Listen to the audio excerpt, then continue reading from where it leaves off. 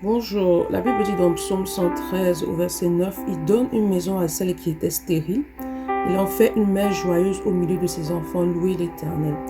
Donc quand on parle de stérilité, il ne s'agit pas juste au niveau physique de concevoir un enfant, mais la stérilité en fait c'est tout ce qui dans ta vie ne confesse pas Dieu, tout ce qui dans ta vie n'est pas soumis à Dieu, tout ce qui dans ta vie ne produit pas du fruit. Donc tu peux être stérile dans tous les aspects de ta vie.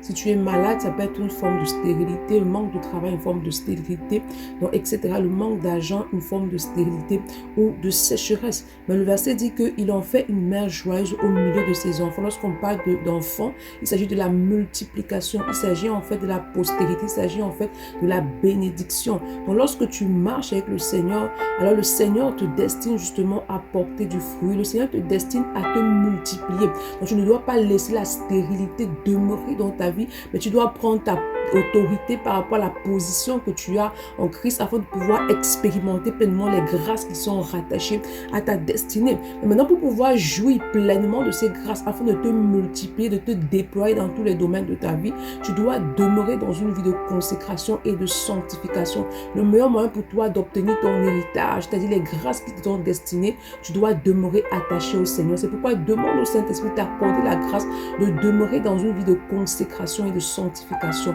Bonne journée. Shalom.